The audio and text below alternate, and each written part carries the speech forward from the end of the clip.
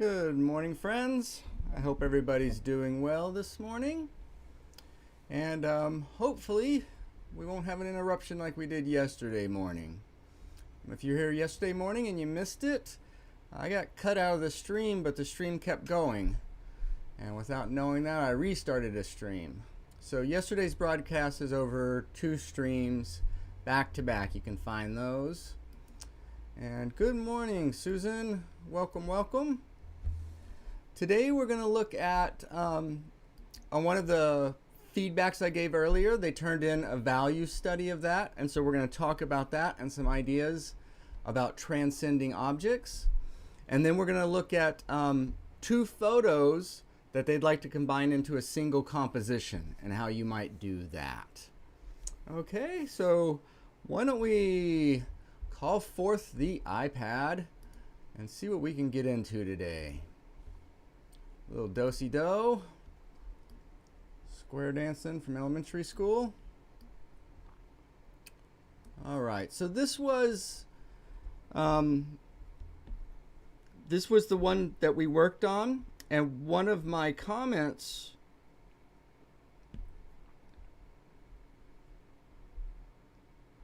was that I didn't know if that was really serving us. Okay, and she's been very clever here. Look, she's got some different values down here, so it gets a little closer. And then she's got some more in places, and it's really quiet down here. I'm going to take that to a bit of an extreme. I shouldn't say extreme, but I'm going to push it. We're going to push that just a little bit, those ideas of coming and going. And so, and then this is what she was asking about that return. So if we look down here, now you can see those values are much, much closer.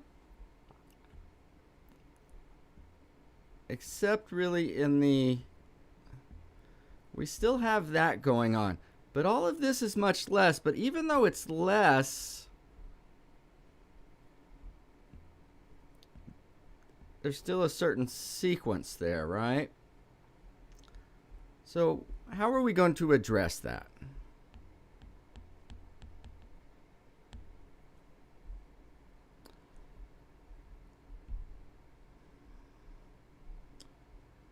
How are we going to address that? So basically the answer is we're always looking for ways to transcend the objects. So what we might do is that horse and leg shadow over here, maybe there's some shadow grass or darks in the shadow that could. And then now you see how that shape is no longer a straight, but it comes down and then it dissipates into something else. It doesn't have to be anywhere that, you know, we could have some light on there, but maybe it goes like that. Does that make sense? Does that make sense? And so the background, and we could still, if we wanted to, now this is going to be overkill, and I'm just doing that to demonstrate. We could still, if we wanted to, you know, kind of really light up a portion of this. And maybe, you know. And so that can come and go. But we want to not be so solid on a leg that's going straight down there. And how can we get in and out of there and expand that value? Like this value here, you've got the right idea, right? You expanded that right into there. So that's good. If this is a focal point, that might not be a bad idea. With that dark there. But, you know, maybe that dark would be better served.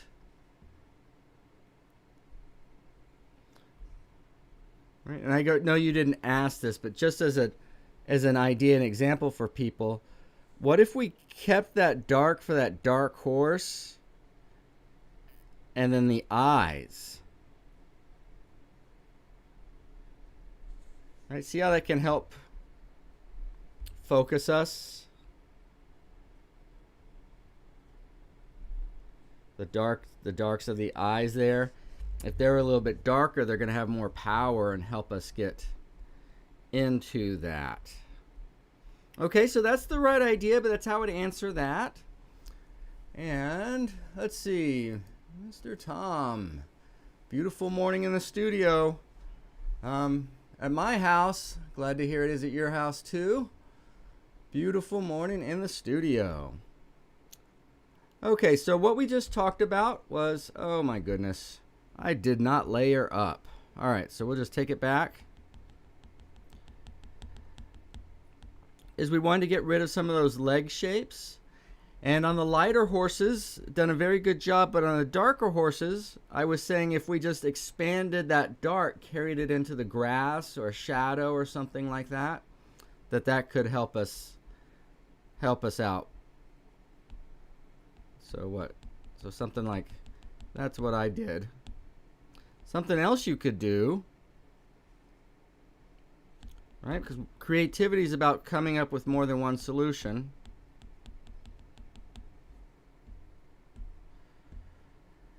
Is maybe that dark is just the cast shadow from the horse. Right? So you can have dark under, right? And when those other horses also cast shadows, well, yeah, they would. And look at that, just kind of boom. They're in some tall grass immediately, and you can change that shadow where you want it. But I hope that helps out. That's how I would expand that shape. You know, because without at least a little bit on the ground there, it just doesn't quite feel grounded.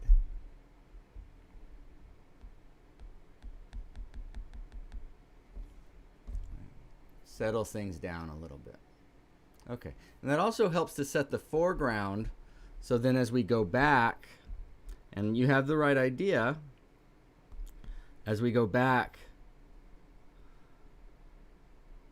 then again, you know, sometimes I'll work across these things rather than up and down.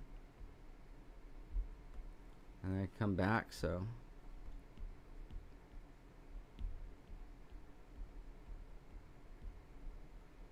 Right, so you could have your solid tree trunks back, and then if we went back a little bit more distance, I might get to that. Should be smaller.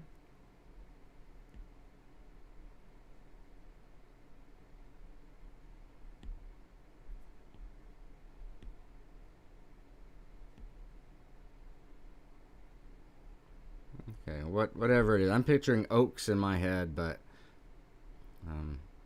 whatever tree you had in mind. You see that? We want to be a little bit careful too about straights, even with trees. Even with trees. So, well, you see how that just changes it a little bit? And what if we had maybe something going out here? Just a softer transition. Okay, let's go on to the composition. So I hope that helped out. The iPad is doing the disappearing act. Seems to come and go. Oh no. Oh no. All right. Well, Janie was here. And it seems that her equipment's giving her a little equipment. So, all right. Well, I hope that helps out, Janie. But look how those darks kind of anchor that whole scene. How that darks kind of anchor that whole scene. And anyway, if there was shadows too, if that shadow kind of carried over and was interrupted by that horse, what it does is it sets that horse off from the background. The horse off from the background. Okay, how are we doing here? 10 minutes, not too bad. Not too bad. Okay, so a couple of the photos this was one, and you can see it was just something that was inspired from a TV program. And so this is really nice. Look at those beautiful dark silhouettes of the animals, the elephants. And then how are those not going to be just blobs? Well, those beautiful negative shapes are what really describe what we're seeing, right? And you could say the same thing about that back bank of trees. So in this one, we've got a dark silhouette of the elephants, but what is that dark silhouette supported on? Well, we have a darker, richer green up front going across. And then we have water, which is reflecting the sun, sunset sun. And there's some little darks in there, aren't they? They go across. Birds or ducks of some sort back there. And on that far edge, look how that water gets, I don't want to say white, but light right before it goes dark. I would pick up on that precisely because it runs through the elephants. So I wouldn't, it's not going to be brighter than the sun, right? Obviously. Hopefully that's obvious. But that little bit of change could be cool. And then we go to kind of a little bit of a darker green, it seems, before there's a lighter, paler green, before we get to the base of the trees. Okay, so I like to study the painting. I guess I could just mark on it. But again, it's important to look. It's amazing how many artists will forget to look. So obviously we have these great dark silhouettes, right? Different shapes working their way across here. And now we could place those anywhere we wanted to, right? We could join a couple of them. We could join all of them so it was a single silhouette, or maybe we could join the two adults and maybe the babies somewhere in between them. I don't know. But this was, so there's the grass, then the water with the birds. But even the water, you see how there's a few different strata of it as we go across. And as all that changes, the elephant remains unchanged. So, right, the dark is like a vertical, and then along that vertical in the background, so to speak, you have one thing, and then it changes, and then it changes, and then it changes, and then it changes, right? So that solid background against all that change is what's going to show, is one of the things that will show distance. Okay? So, just seeing what we have here, and then what else do we have here that we can pick up on?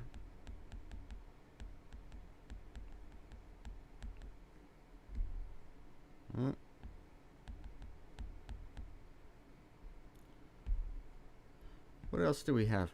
Well, what's happening back here?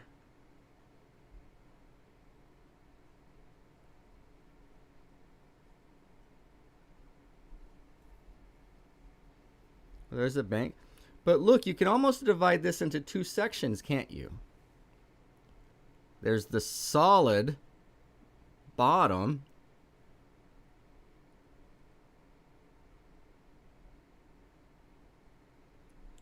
and then it's almost like trees in the background back here that are a little airier. Okay. We've got to be careful because the background thing is now larger than the foreground tree. So what I might do is put these on the same plane, but just let this top part be some of these breaking up where it's just solid because it's so dense down here. Just an idea. Just an idea to throw around in the yard. Okay, and then the second of interest was this one. So what do we have going on in here? Well, paths are always good thing to pick up on. Well, this is nice. This versus that, quite different.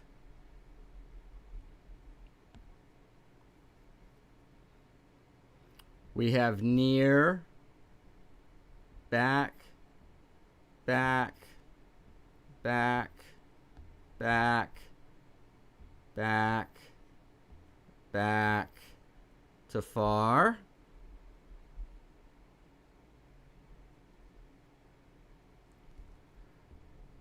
We start with a dark up front.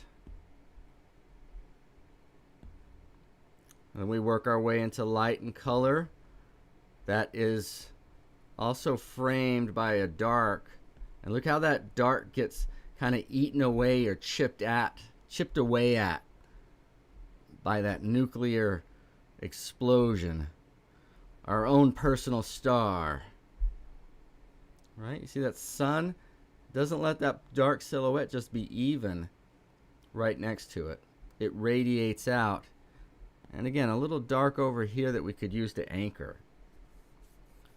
So a lot of good things. So what I see generally in here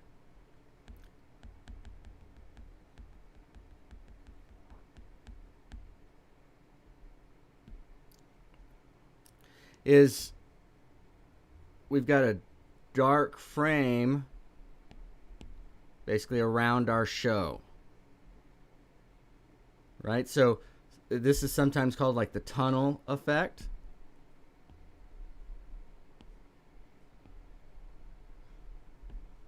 Just basically meaning it's like we're leading them down through a tunnel.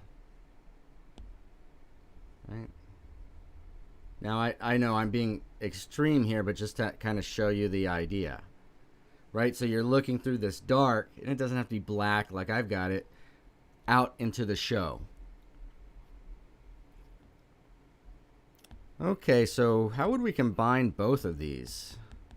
We combine those two ideas.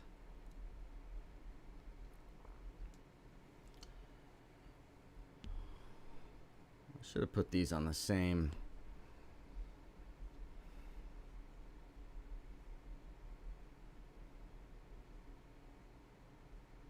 I think what comes to my mind, Shakti made it. Morning, Shakti. 2 adults still have the baby between them. Well, that's kind of what I was just wondering.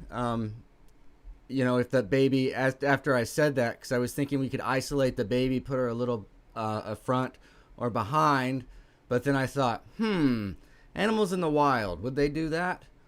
And Susan is saying, I don't think they would. So then that might change it if that's always the case, like in nature, the baby elephant would always be between the adults. Then maybe I would join 2 of them or join all 3. We'll see some examples of that in just a minute. So, but that's a good question. That's a good question. Good morning, friends. Good morning, friends. Hello, Cindy. So, hi, Jenny. All right, well, we're working on it. If it doesn't stick around, it'll be up there for later. So we just looked at both of these. And then the idea that I have is I like this quite a bit. I like this quite a bit. So what if we took this idea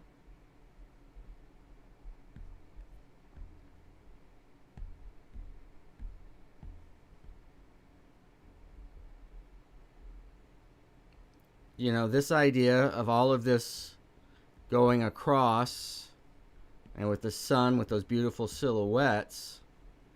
And what if, now I'm no expert on the African landscape, so if there's, if I'm putting things together from different regions that couldn't happen, then we got to work on it. But basically you could make anything happen. But what if we took that and stuck that basically inside that dark silhouette frame I was talking about. Could that work?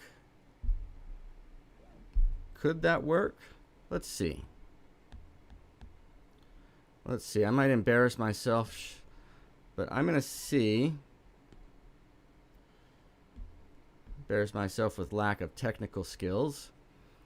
If we can't, there we go. Why don't we just do a rectangle?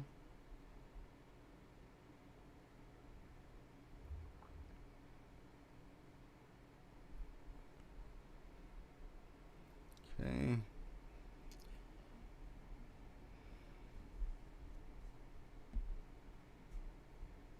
So let's see if I can carry that between.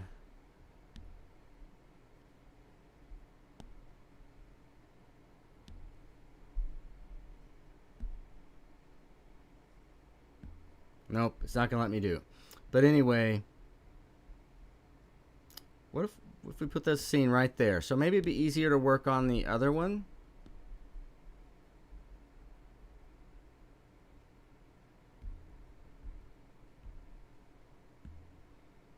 And since there's so much dark around it, what I'm going to do, what am I going to do? Well, let's just extend this scene a little bit. All right, we'll pretend those trees go out like that, and out on this side like that, and let's take that grass across. Let's just take that water across.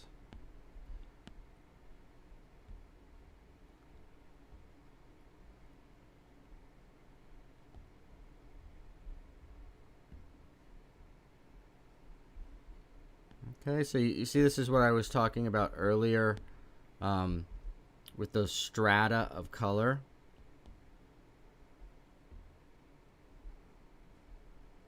Okay.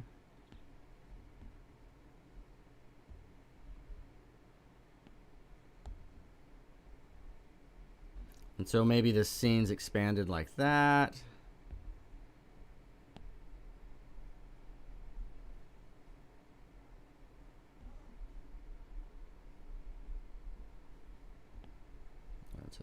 Let's see, we got to die off a little bit.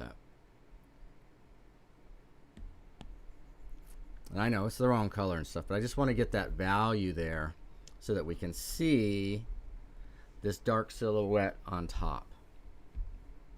Okay, and then the idea of combining the other photo on top of this.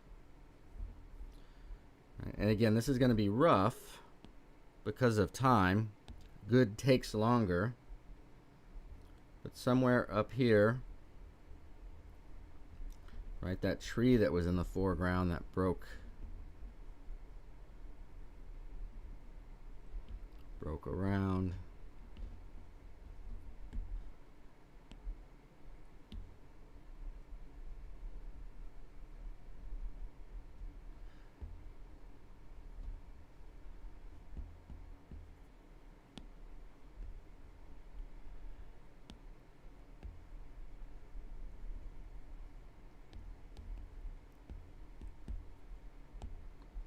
Right, so we're like looking out of the shadows into that scene.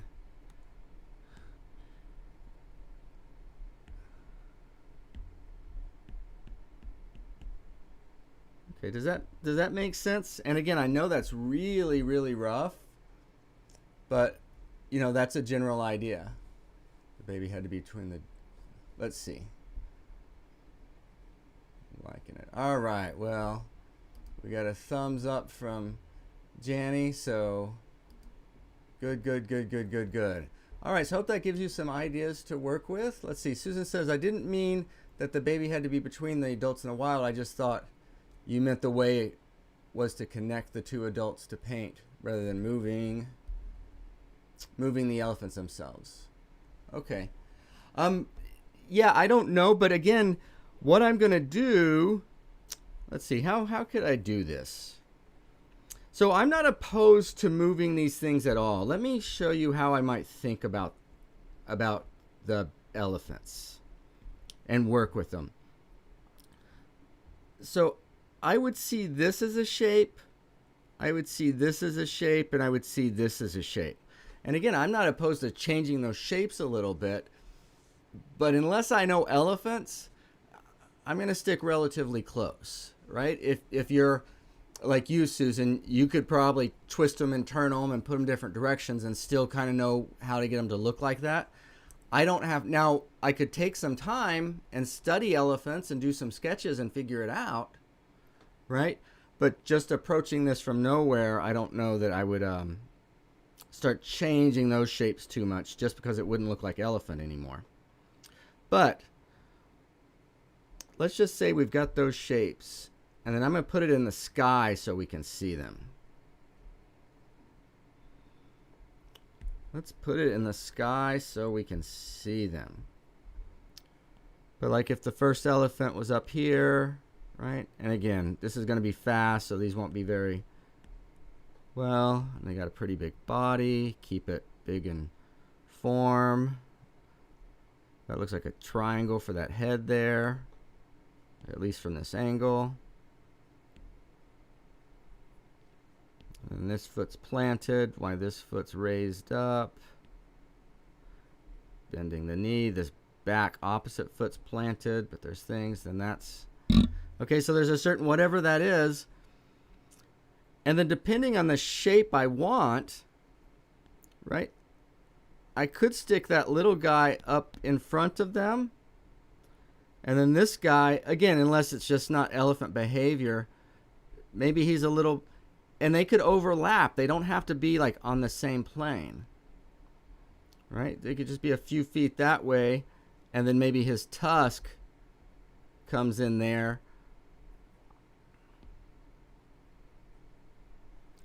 Right? Like that. Or maybe that dark shape is, there's our first elephant. Boom. Boom. We've got some negative shapes. And then maybe that's solo, and then we drop down to the second elephant, and then that's overlapped with the third elephant. Okay, so we got small shape and then large shape. And now we have large shape, rest, small, big shape. But I mean, it's one shape, but it goes small, big, right? Or we could take the baby elephant, and how does it look back here? Or maybe we can combine the baby elephant with the front one, not on the front, but up here. So there's all these games that I play, and again, I find it by coming up with multiple answers to the solution. Okay, so what would this dark shape be? Well, you realize that there's not a book written somewhere that says this particular dark shape shall be, right? It can be however we want it to be. So the answer that you come up with is one of possible millions. And all I'm asking is come up with 2 or 3. I'm not asking you to come up with 100,000 different solutions or 1,000.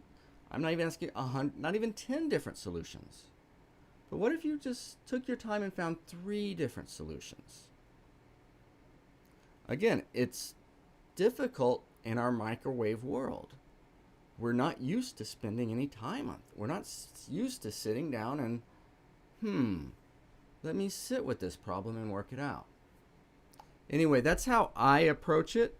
And the more time you spend with it, and the more possible answers you get for each step, then the more original your painting is likely to be, the more creative of an answer you're likely to come up with. Okay. So any questions on that? Oh, good. So I hope that makes sense to everybody.